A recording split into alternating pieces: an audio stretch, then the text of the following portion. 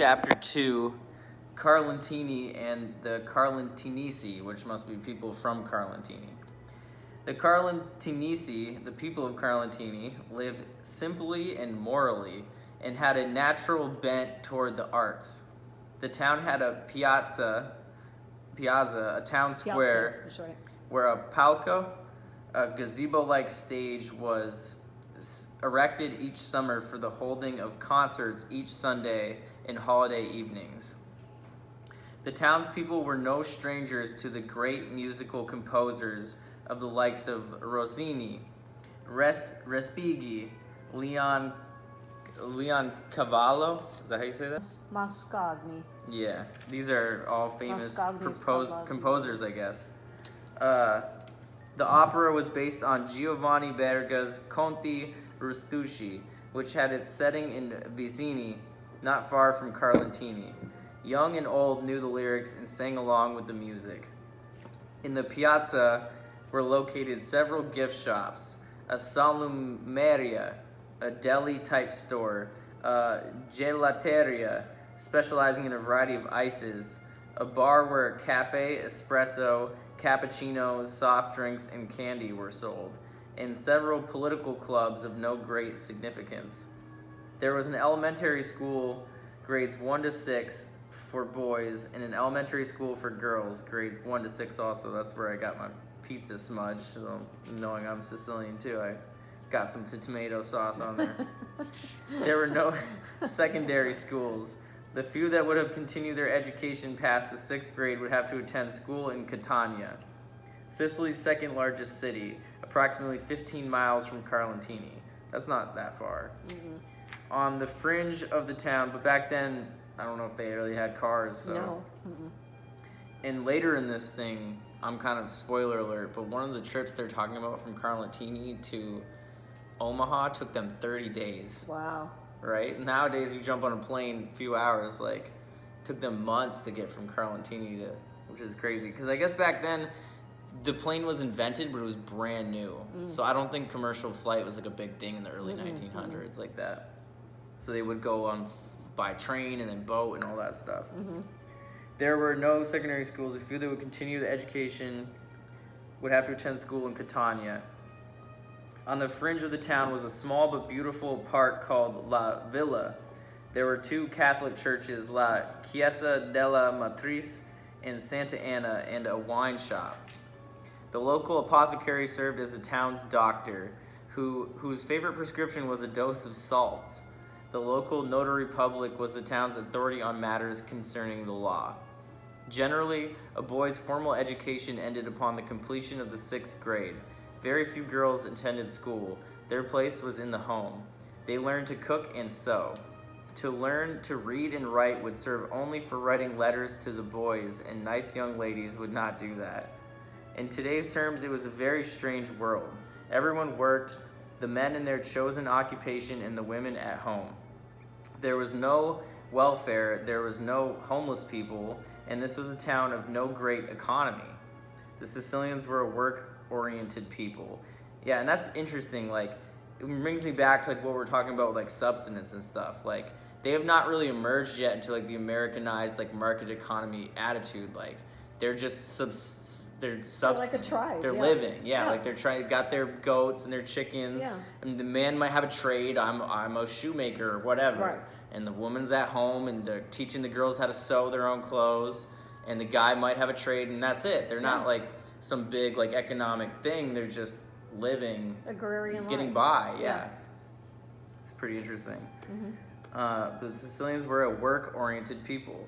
After school on Saturdays. And that's an interesting note too, is that it's not that they weren't about work, it's just that the concept of like becoming like I don't know, just like economically the world changed after like the American way and the market economy and all this stuff, and like to like build up wealth and stuff. I mean, they did have wealth, and I'm guessing some were rich, but generally Sicilians were like just very down to earth.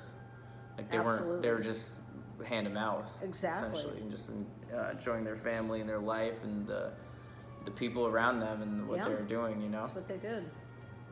After school on Saturdays and during the summer months, The boys, 7 years of age. That's like a simplification though too. That's interesting to me is like we simplify, like that is true, but at the same time, like there's always more to the story, like what was going on in their lives, what were they dreaming of, like who was their friend, whatever, you know. But yeah, I think we even yearn for a simple life like that maybe these days. There's something romantic about it for sure. Yeah. After the whole hippie era was about that, going back to that simple life. Growing your own food, having a goat, you know. After school on Saturdays and during the summer months, the boys, 7 years of age or older, worked at some agricultural endeavor or formed a part of the apprenticeship system in which they worked in exchange for training they received, be it at a carpenter shop, barber shop, shoe shop, or even butcher shop. Yeah. There were scarcely any electricians, no plumbers to speak of, nor refrigeration technicians, for there was no electricity, no plumbing to mention, and no refrigeration. Although blacksmithing was not held in high regard.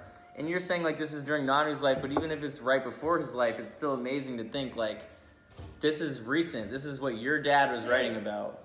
When I went to Sicily when I was 23, honey, they didn't have electric refrigerators. They had ice refrigerators. Yeah, it's amazing how much the world is rapidly changing. They go around and deliver the ice, and you put it in this thing, and that was your refrigerator. Yeah, this is our immediate past, basically. Isn't that amazing? Yeah.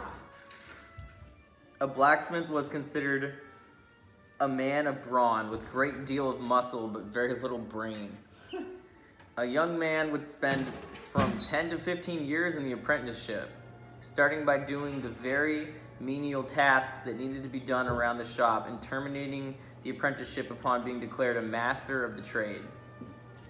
A carpenter's apprentice would start by running errands, heating the glue pot, sweep the floors free of the wood shavings, and then in order to be allowed, he would be allowed to stain wood, saw, plane, construct, and finally design furniture. As a beginner, an apprentice would receive a few lire on special days as a token of appreciation, and as an indication that he would be allowed to continue. Upon their completion of the apprenticeship, he would become a full salaried employee, a partner, or he would strike out and open a shop of his own. The girls helped with the household chores. They helped care for the younger children, learned to cook under the tutelage of the mother or the older sisters, and if the family could afford a few lire, she could take private sewing. Lira. She could take private sewing and knitting lessons at the home of one of the expert seamstresses. This was one of the few freedoms allowed a young lady. Occasionally, she would be allowed to go fetch a ghiara di creta, a ceramic jar of water at the corner fountain, which was a source of water for the entire community. These two activities gave the young ladies an opportunity for exchanging bits of gossip.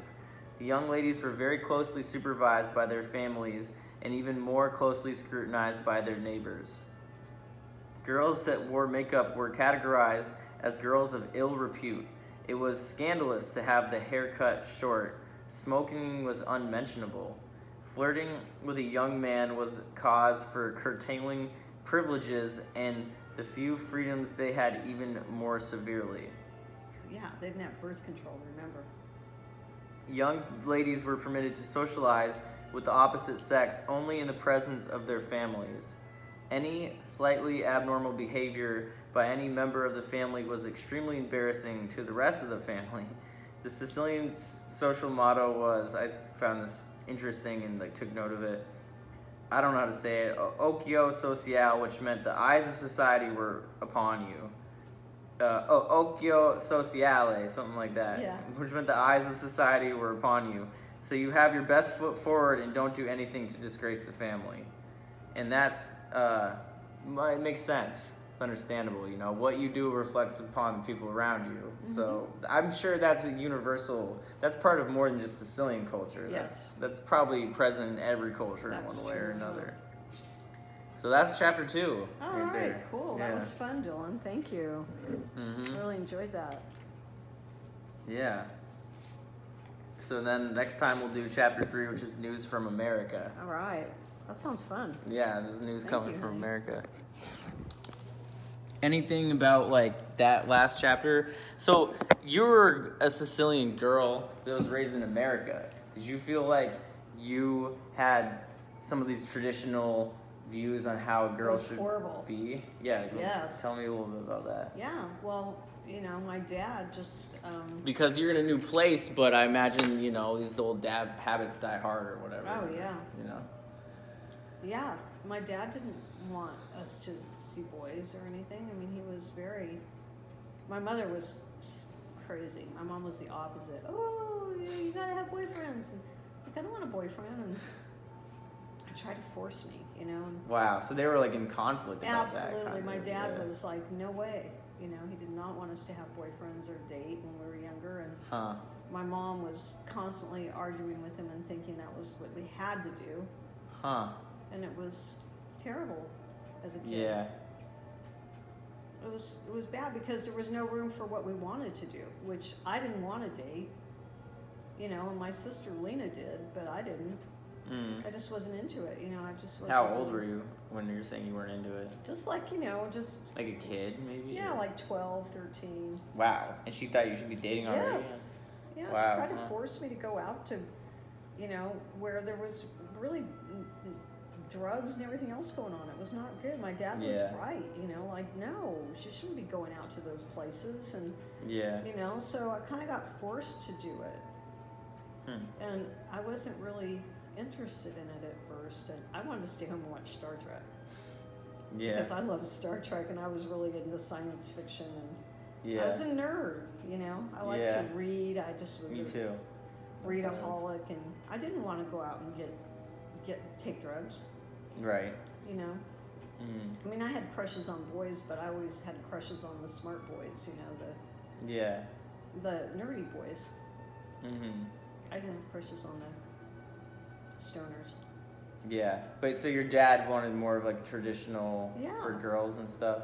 Yeah, and my mom, was like, oh, poo, Paul, that's too traditional. Girls need to, blah, blah, blah. She was out of her mind. My dad was right. My dad might have been a little too much, but it was not good to have the two of them warring like that. And then it was really hard as a kid to have the two sides warring and, to be forced out the door by your mother. I think you see that a lot. You see that a lot where the dad is more protective of the daughters than the mom is. Yeah. And the reason they were really protected is because you can imagine they'd get pregnant. Yeah. There was no birth control. And what if they get pregnant? Then there's a baby to feed. Yeah. And they're too young. Yeah. So they tried to protect them. And marriage was strategic, and his story gets onto that later. Yeah. It was like pretty much like arranged marriage. Yeah. So they weren't just letting him run off, pick whoever you want, this and that. Yeah. That was not the culture, not in Sicily at least. No. And I mean, gradually people more adopt that in America because that's the culture here is you marry for love and your freedom of choice and this and that. But it's like coming from India or wherever else, like the old school culture of like your family's gonna help you find a match, and it's that, you know what I mean? Yeah, they're the my ones. Parents wanted me to marry their And it's all strategic about these guys seem like this man can, because remember with the traditional culture in Sicily, the women don't work. Right. They work, but they work as a mother, sewing this and that. So the family's trying to find you a husband who can pull the weight. And then your family, it's interesting that he documents all this. The culture was your family, if you're a woman, will outfit the house. So he's going to hold up the household income, but your family, the woman's family, is going to put all the furniture in the house, do all this stuff, maybe provide some sort of dowry or whatever. I think, is that how dowry works? Someone gives it's the female's family to the male. The wife's family that gives the husband the dowry. Yeah, that's probably why, because he's going to be supporting her. Right. Yeah. Well, in my household, but you're in a interesting transition because you're like a first or second generation American, so you're in a and it's really shifting weird because, tides. like, for instance, I always wish my